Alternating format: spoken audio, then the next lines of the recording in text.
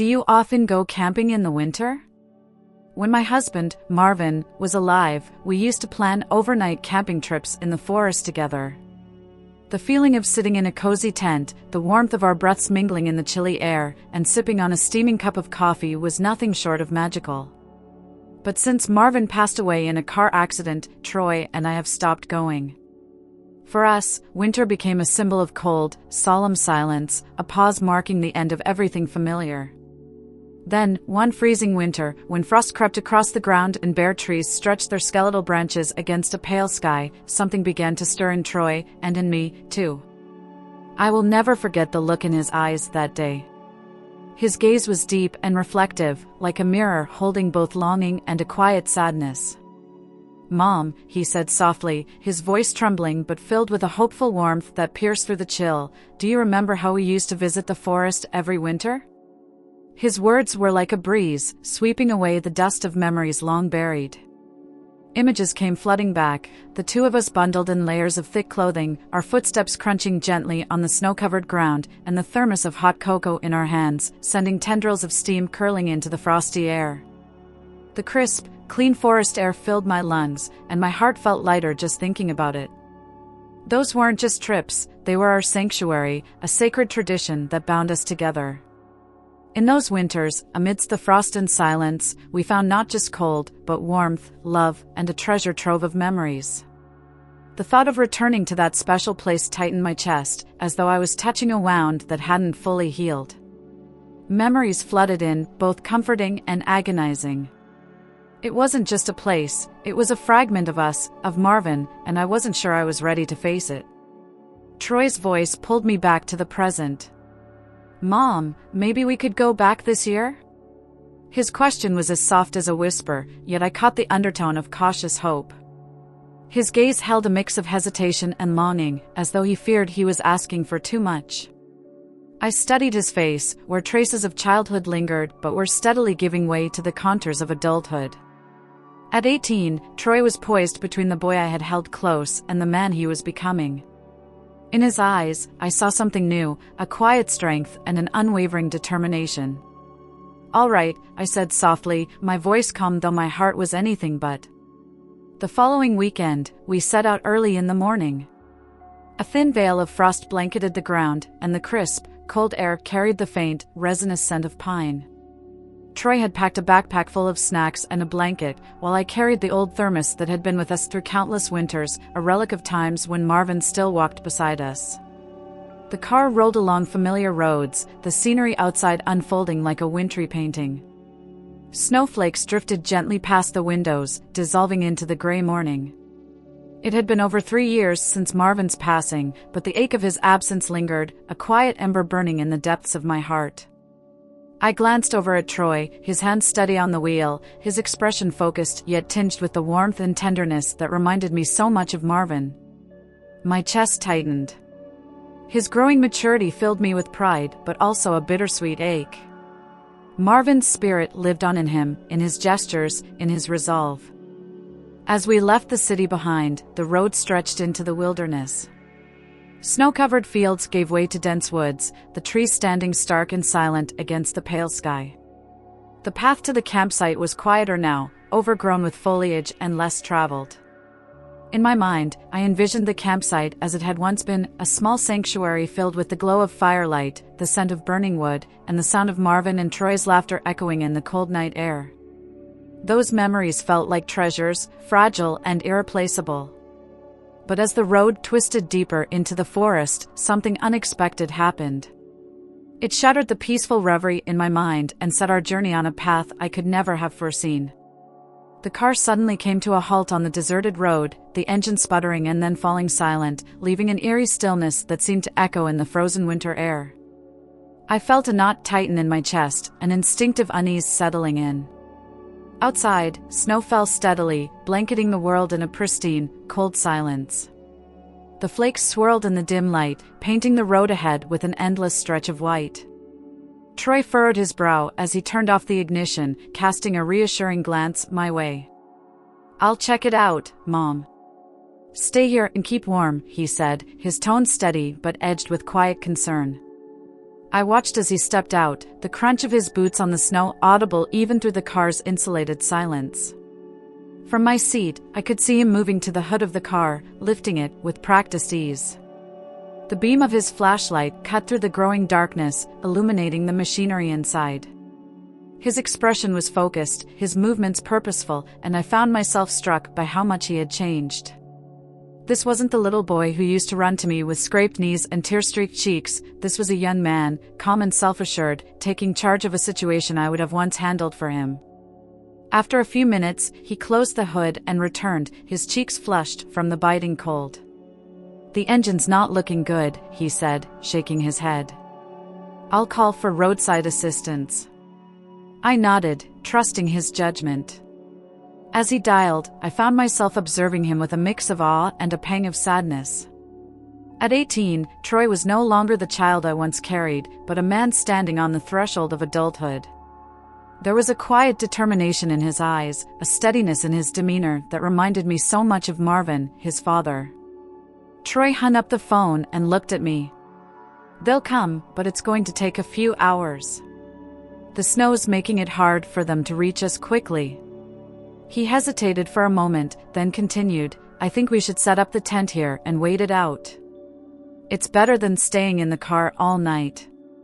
I agreed, even though the thought of camping by the roadside wasn't particularly comforting.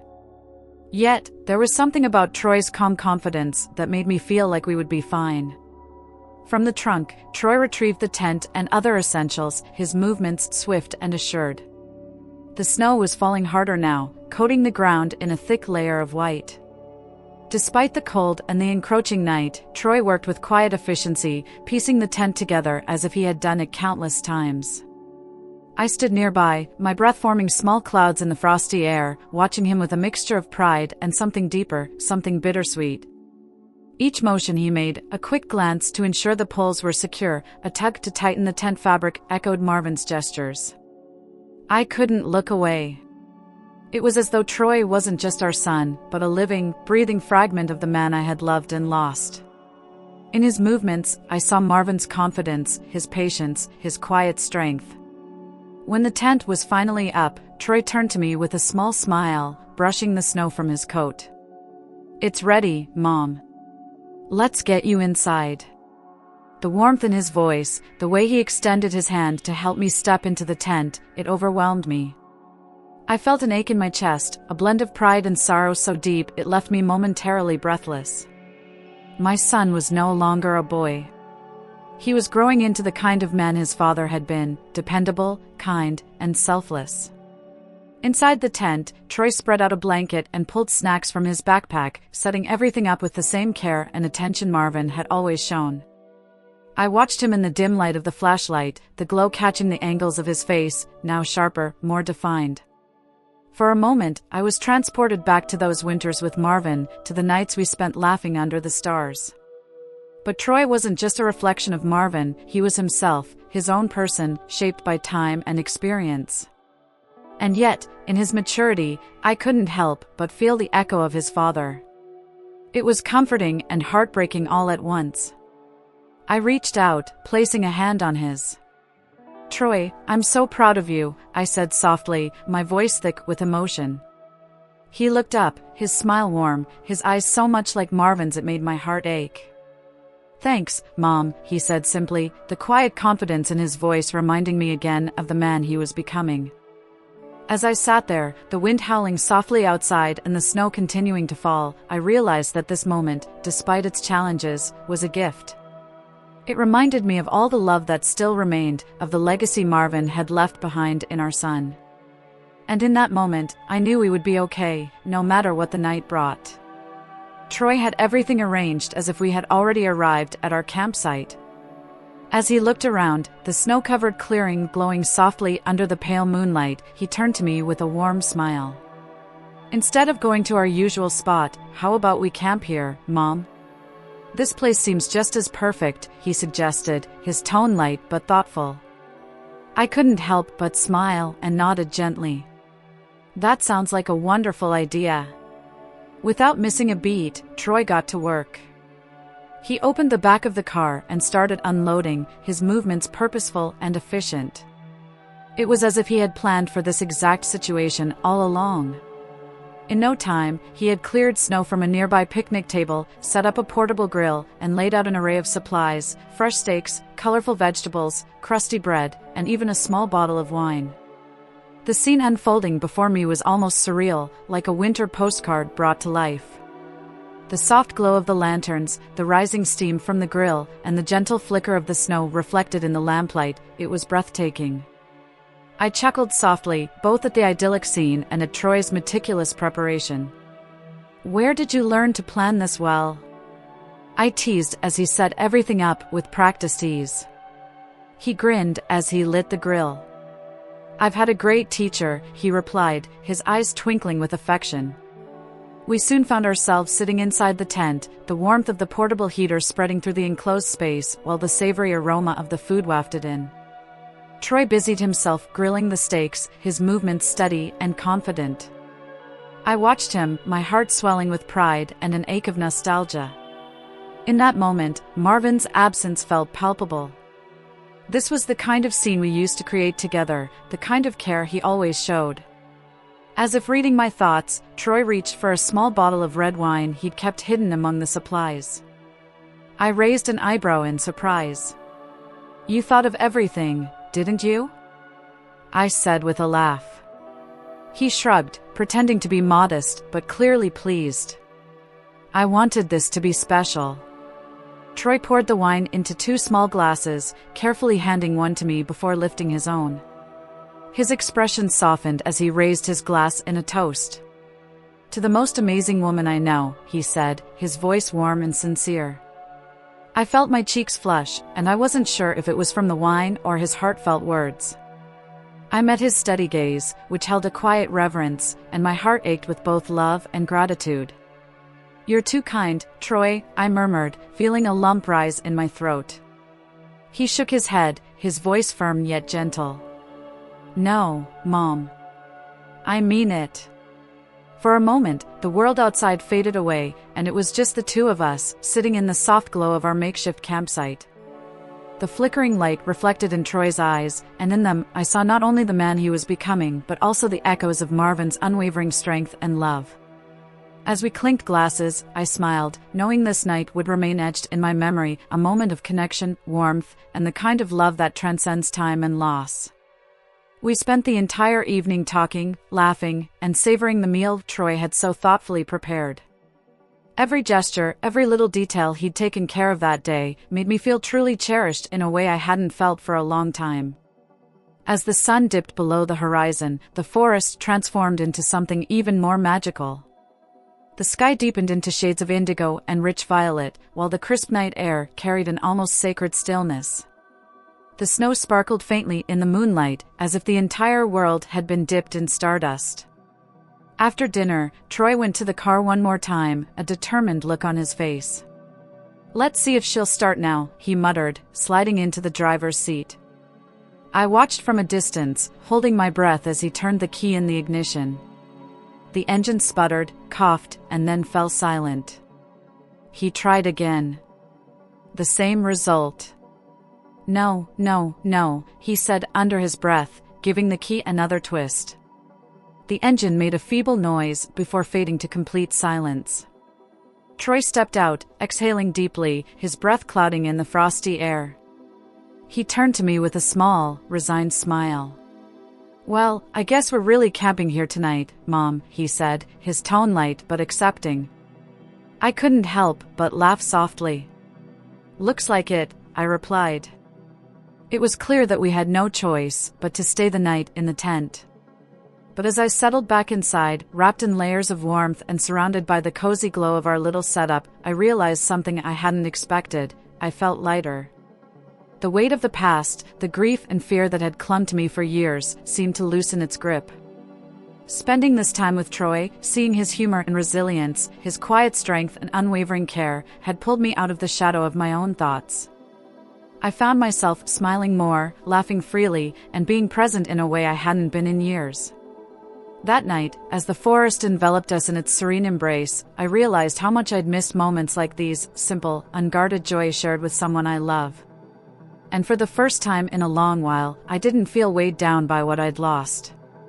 Instead, I felt grateful for what I still had, my son, who had grown into a remarkable young man. The challenges of the day had brought us closer, reminding me of how much Troy meant to me, not just as my child, but as a person who had weathered life's storms alongside me. That night became a turning point, not just in our journey, but in my heart. It marked the moment I let go of the lingering ghosts of the past and started looking forward, with Troy by my side. The forest was hauntingly silent, with only the faint crackling of the small fire Troy had managed to ignite breaking the stillness.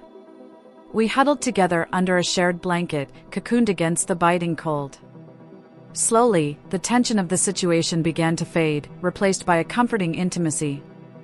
The chill of the night drew us closer, and I felt Troy's arm wrapped securely around my shoulders. "This isn't exactly how I planned things to go," he said softly after a while, his tone laced with both apology and amusement. I turned to him, a sincere smile on my lips. "It's perfect," I replied honestly. Under the faint glow of the pine trees, the sky above us was a vast tapestry of stars. The crisp air nipped at my cheeks, but the steady warmth radiating from Troy beside me brought a sense of peace I hadn't felt in years. "You're incredible," he said suddenly, his voice serious and firm. I blinked, startled by the intensity of his words. "What?" He met my gaze, his eyes unwavering. "You've been through so much, Mom. But you're still strong, kind, beautiful." His words struck something deep within me, settling into my chest with a warmth that rivaled the fire. I swallowed hard, trying to steady myself. "Thank you, Troy," I whispered, my voice barely audible. Beneath the blanket, his hand found mine, his touch firm and grounding. "I mean it," he said, his voice low but full of conviction. "You're amazing, and I hope you know that." For a long moment, we sat there in silence, the fire crackling softly as the only sound between us. The air felt heavier, as if something unspoken lingered, suspended between us. I stared into the flames, their glow dancing in Troy's eyes, and felt a strange mixture of emotions, gratitude, pride, and a flicker of something I couldn't quite name.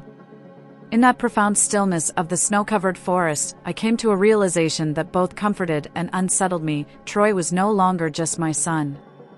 He was my anchor, my partner in navigating life's storms, and the one who made me feel truly alive again. As the fire began to dim, we leaned into each other, allowing the shared warmth of the moment to carry us through the cold night.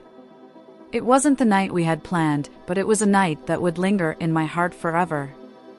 I will always remember the warmth of the blanket and the soft glow of the dying embers, gently lulling me into a deep sleep. The forest remained eerily silent through the night, save for the occasional rustle of branches or the faint, haunting call of an owl. I hadn't realized just how exhausted I was until sleep took me completely, pulling me under like a comforting tide. Somewhere between dreams and waking, I felt a light pressure on my cheek, warm and fleeting. Then came Troy's gentle voice, soft and soothing, as though coaxing me from the depths of slumber. "Mom, wake up," he whispered tenderly. Reluctantly, I stirred, unwilling to leave the cozy cocoon I had created for myself. Slowly, I opened my eyes to find him kneeling by the fire, which he had rekindled. The crackling flames danced cheerfully, chasing away the early morning chill. He was carefully brewing coffee over the flames, the rich, inviting aroma cutting through the cold air like a lifeline. "Here," he said, handing me a steaming cup. "Drink this and warm up." The cup was warm against my chilled fingers, and I took a tentative sip, the hot liquid spreading comfort through me. I looked at him as he sat across from me, tending to the fire with the steady composure I had come to admire so much. For a brief moment, the world felt perfectly still, as if the forest itself had paused to take in the quiet simplicity of our morning. I watched Troy, so calm and capable, and felt a swell of gratitude for him.